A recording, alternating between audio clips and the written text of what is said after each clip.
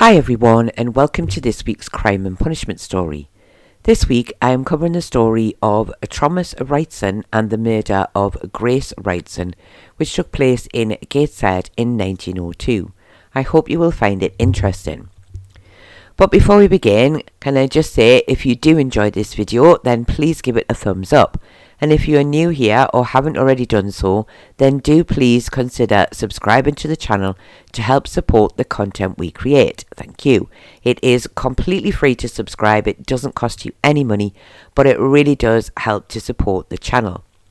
And I would just like to add, as I always do now, that I do record these stories live, so I do sometimes make mistakes, which I always try to rectify, so I hope this does not spoil your enjoyment of the video. Thomas Wrightson was born in around 1874 in Durham to parents Thomas and Jane, and he was one of at least 9 children.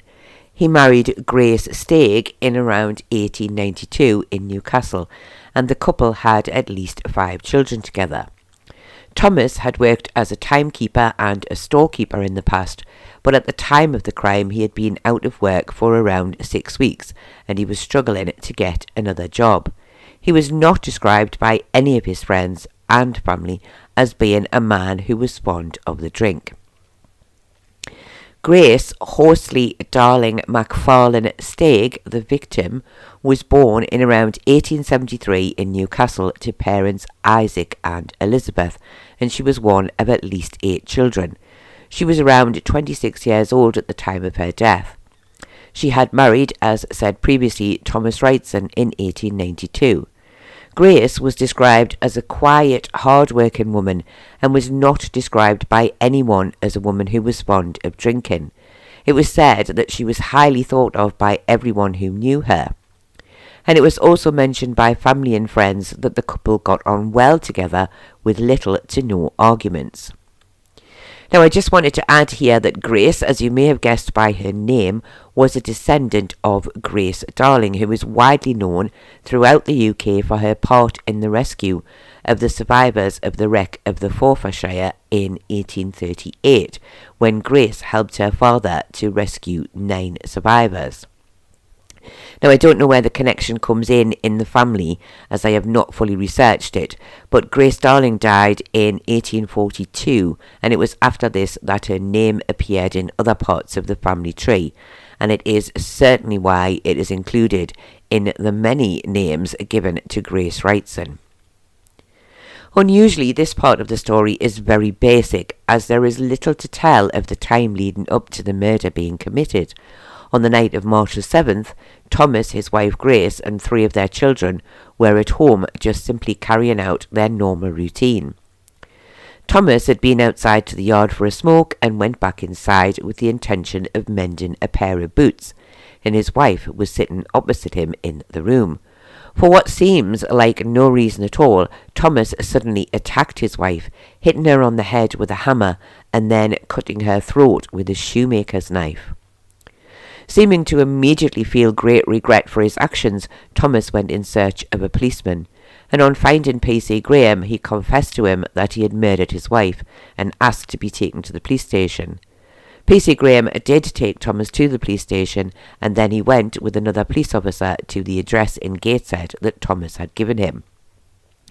Here he found Grace lying on the floor in a pool of blood. Also beside her was found the hammer and the knife. P.C. Graham immediately sent P.C. Gray, who he had gone to the house with, for a doctor. Dr. Robinson arrived at the house at around 11:20 p.m. He was aware immediately that there was nothing that could be done for Grace. He felt she had been dead since at least 9:30. After examining her body, he arranged for her to be taken to the mortuary at Hillgate. A short time after this, Thomas was charged with the willful murder of his wife Grace, to which he made no comment. The inquest was held at Gateshead Police Courts before Coroner Graham. Thomas was present at the inquest. He was asked many times if he wished to question any of those given evidence, but he always said he had nothing to ask.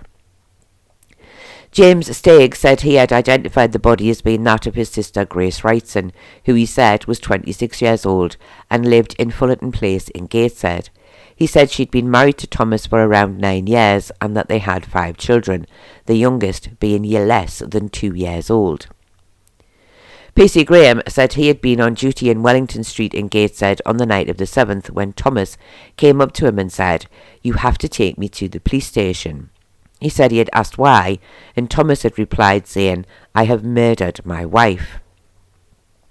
P.C. Graham said he had asked him where and Thomas had given him his address. He then asked him how he had done it and Thomas replied, "Oh, don't talk about it. Get me to the police station without anyone seeing me."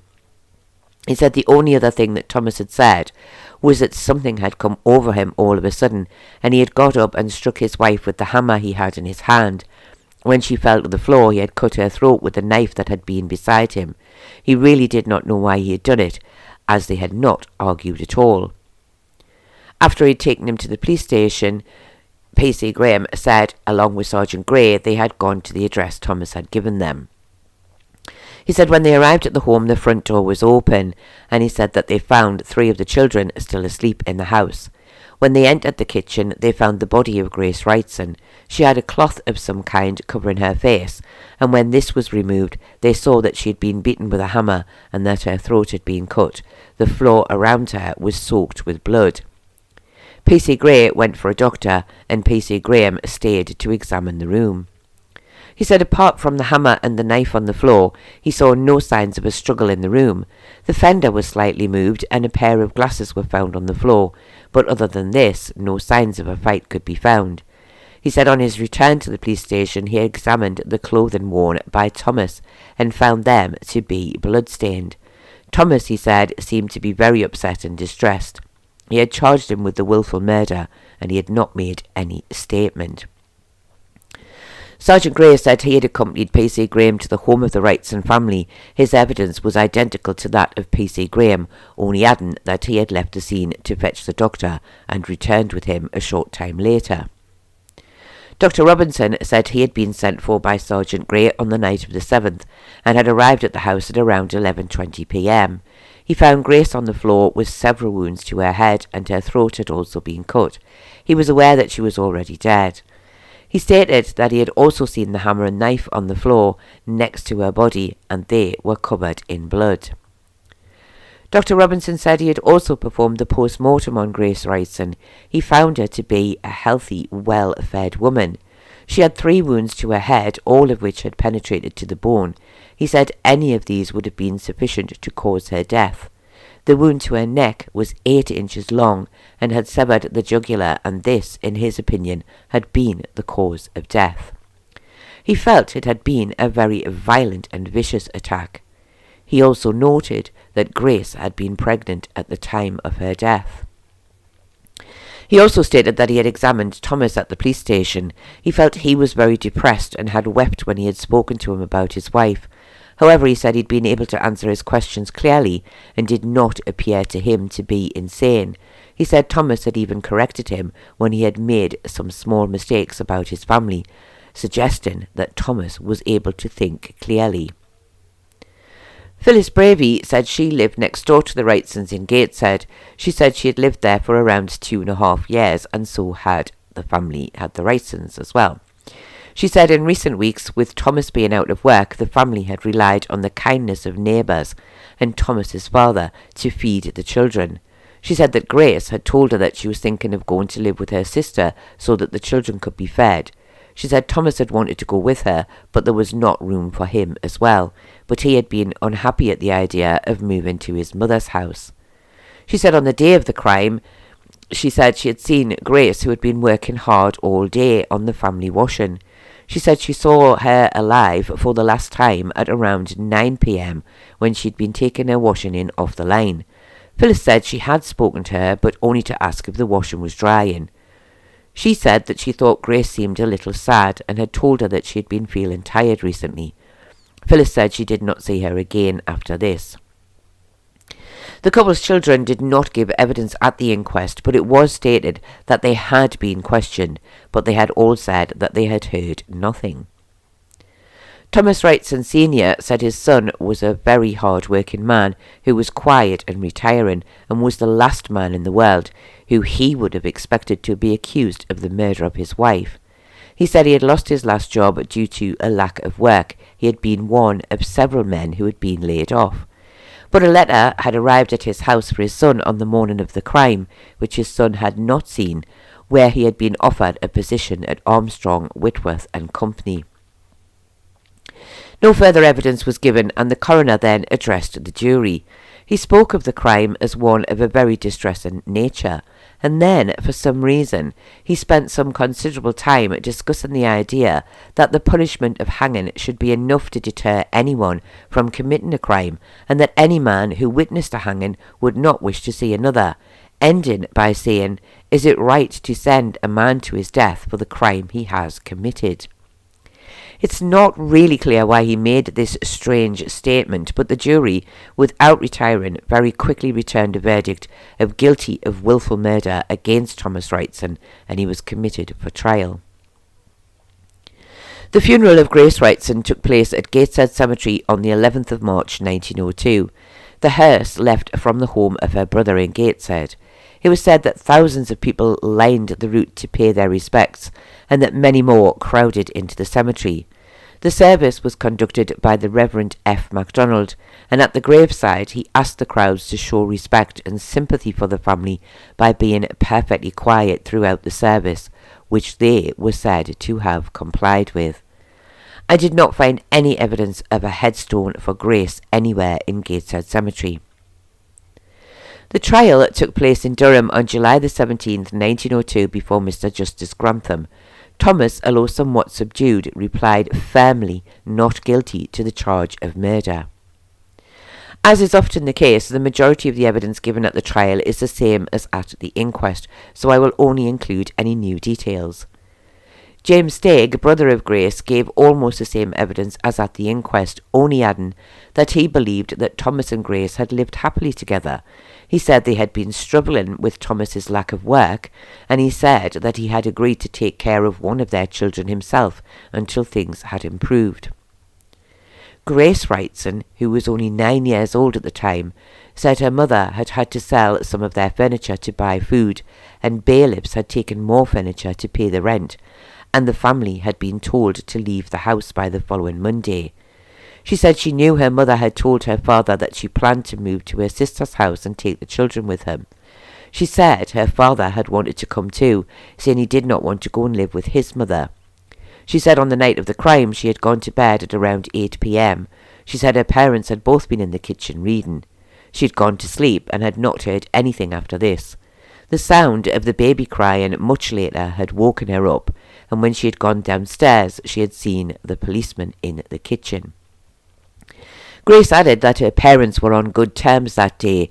She had seen the knife shown to the jury before. It was the knife they used to cut bread. And she ended by saying that she was now living with her siblings at her aunt's home. Richard Bravey said he lived next door to the Wrightsons in Gateshead. He said he had seen Thomas on the night of the 7th at his back door smoking. He said he did not speak to him, but Thomas knew that he had seen him. He said his kitchen was next door to the Wrightsons, and he had been sitting in his kitchen until around 11 p.m, and he had not heard any sounds from the house next door. Dr. Gilbert, the prison surgeon at Durham, said he had examined Thomas on his arrival at the prison on March 17th. He said he appeared to be very depressed and had cried when he had asked him questions about the murder. He said Thomas told him he had been feeling ill and weak for several days before the murder took place. He had also told him that he did not remember attacking his wife, but he did remember handing himself in to the police after the event. He was then asked if he thought it was possible that Thomas may have been suffering from homicidal mania, and was it possible that an attack could come on quite quickly. Dr. Gilbert said yes, it was possible, and he was then asked if it was possible to then return to sanity and show no further signs of mania almost immediately after the crime was committed, and Dr. Gilbert said yes, this was possible too. He ended by saying that during his time in prison, Thomas had not shown any signs of insanity. Thomas Wrightson gave evidence on his own behalf. He spoke to say that he had never had any argument with his wife. He had always got on well with her and his children.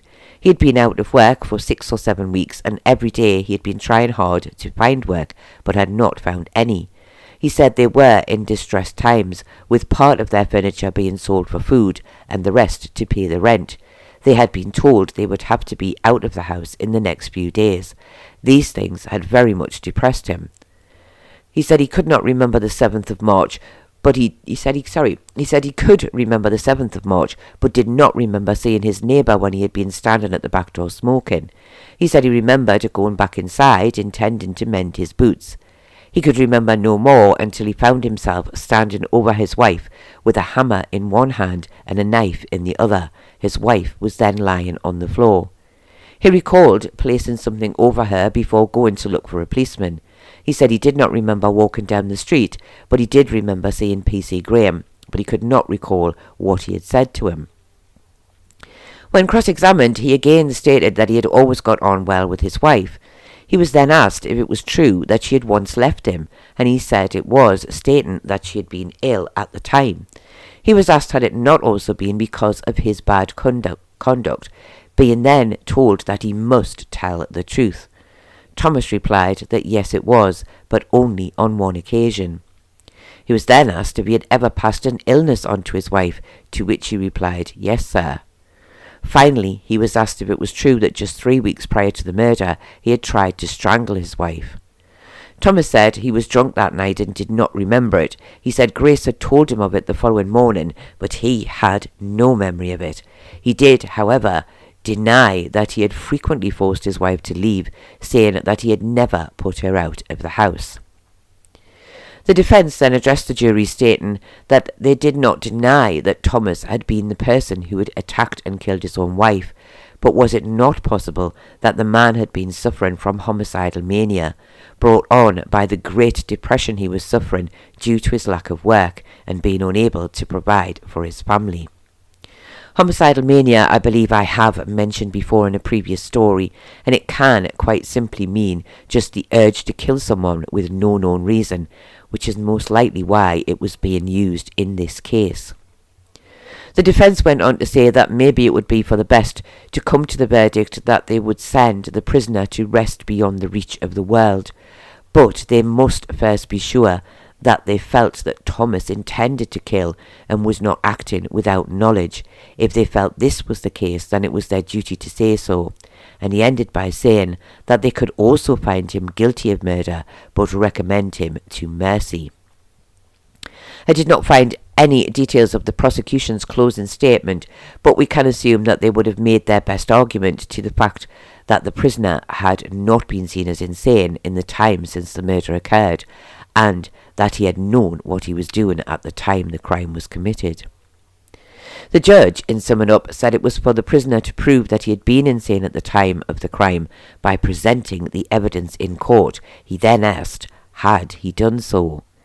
It was clear to him that there had certainly been no signs of insanity since his arrest. Had he been aware that what he was doing was wrong? Again, it was for the jury to decide on this matter. If they felt he had known, then they must find him guilty.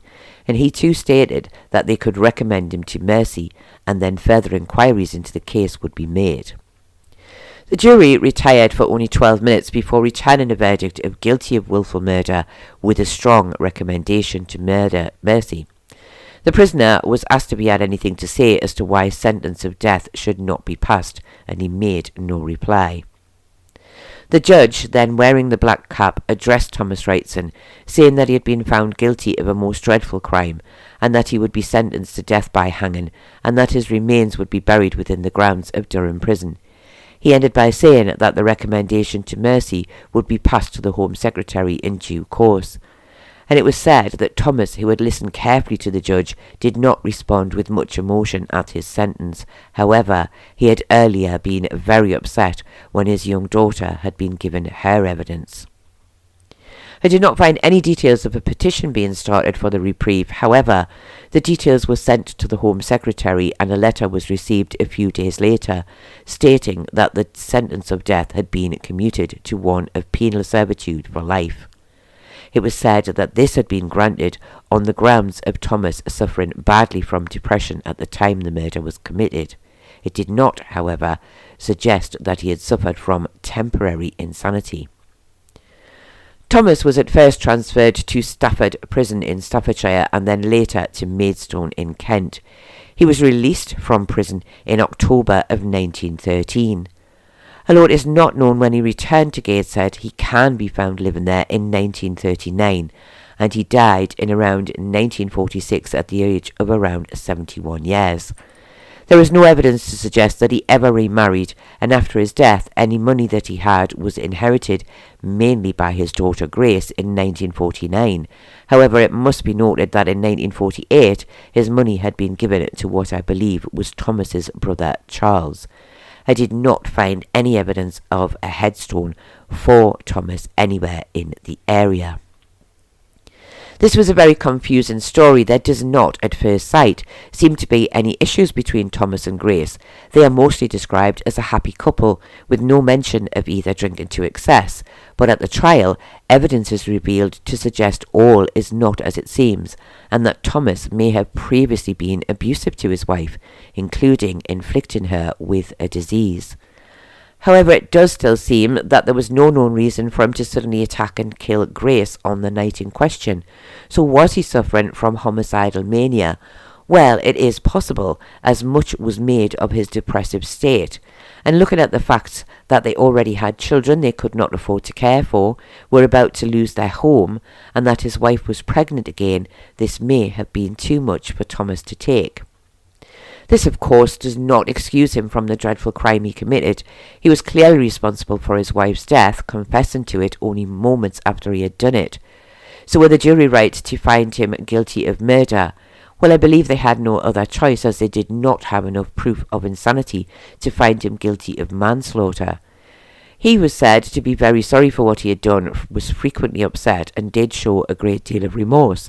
So I believe that the recommendation to mercy was perhaps the correct one, although it does have to be said that the judge and the defence also seemed to sway the jury in this direction with their comments on a mercy recommendation.